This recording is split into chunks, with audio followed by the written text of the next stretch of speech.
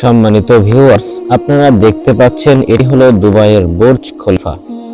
সকল জানেন যে দুবাইয়ের বুর্জ খলিফা পৃথিবীর মধ্যে সবচেয়ে বড় একটি বিল্ডিং, যা আর কোনো জায়গায় নির্মিত হয় নাই। এখন আমরা জানবো তারা এই ধরনের বিল্ডিং কিভাবে ডেভেলপমেন্ট করলো। আল্লাহ সুবহানাহু ওয়া তাআলা সে সম্পর্কে কি বলেছেন সেটা আমরা জানবো। আল্লাহ তাআলা বলেছেন যে জাতি তার ভাগ্যকে পরিবর্তন করার চেষ্টা করে না, আমি আল্লাহ তাদের ভাগ্যকে পরিবর্তন করার জন্য আমি ভাগ্যকে বাড়িয়ে দিই না।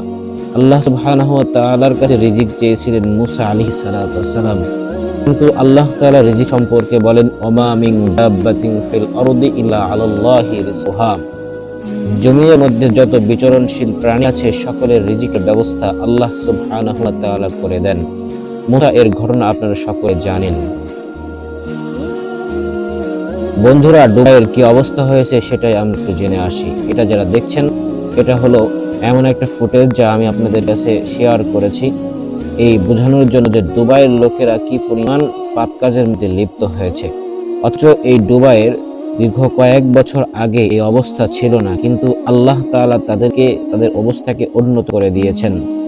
এরপরেও তারা তাদের নিজের অস্তিত্বকে ভুলে গিয়ে আল্লাহ তাআলাকে ভুলে গিয়ে তারা পূজা করা শুরু করেছে। কিভাবে?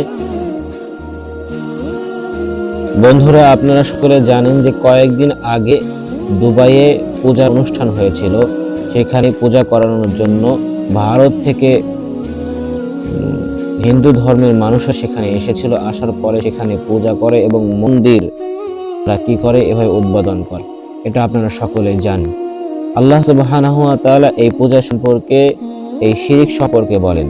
আল্লাহ তাআলা সবচাইতে বলেন যে ইন্না শিরকা লা যুলমুন আযীম, যত প্রকার শিরিক আছে এটা আল্লাহ তাআলাকে জুলুম করা হয়। যদি কোনো বান্দা কোনো কিছুর সাথে আল্লাহকে শরীক করে, অর্থাৎ আল্লাহ তাআলাও পারে এবং অন্য কেউ পারে, এরকম যদি কেউ শিরিক করে তাহলে সেটা আল্লাহ তাআলার অস্তিত্বে আঘাত হয়। বন্ধুরা, এই ফুটেজটি দেখে বুঝতে পারছেন যে এটা দুবাইয়ের একটি ফুটেজ। দুবাইয়ের মানুষ কি পরিমাণ সুখী সেটা আপনারা জানেন। দুবাইয়ের চারিদিকে তাকালে দেখা যায় শুধু বিল্ডিং আর বিল্ডিং।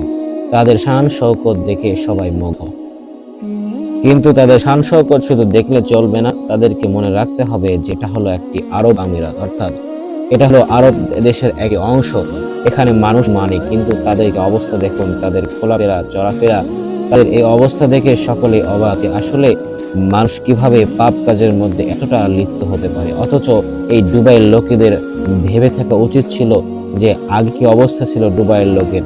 আগে এই দুবাইয়ের লোকেরা কিন্তু দুইবার খানা পেত না, অথচ আল্লাহ তাআলা কিন্তু তাদের মান সম্মান সবকিছু বাড়িয়ে দিয়েছেন, ধন দৌলত সবকিছু বাড়িয়ে দিয়েছেন। এটা কিন্তু তাদের মাথায় রাখতে হবে যে আল্লাহ তাআলা তাদেরকে এত কিছু দিয়েছেন, সেই আল্লাহ তাআলা আবার সবকিছু ছিনিয়ে নিতে পারেন। এই সম্পর্কে আল্লাহ সুবহানাহু ওয়া তাআলা পবিত্র কুরআনুল কারীমের মধ্যে বলেন, কুল্লাহুম্মা মালিকাল মুলক তু'তিল মুলকা মিম্মান তাশা ওয়া তু'ইজ্জু মান তাশা ওয়া তুযিল্লু মান তাশা বিয়াদিকাল খায়র ওয়া হুয়া আলা কুল্লি শাইইন কাদির। আল্লাহ তাআলা বলেন, ইজ্জত দেওয়ার মালিক আল্লাহ, বেইজ্জত করার মালিক আল্লাহ, শক্তি দেওয়ার মালিক আল্লাহ, শক্তিকে ছিনিয়ে নেওয়ার মালিক আল্লাহ। যে আল্লাহ রাজত্ব দান করেন ওই আল্লাহ রাজত্ব ছিনিয়ে নিতেও পারেন।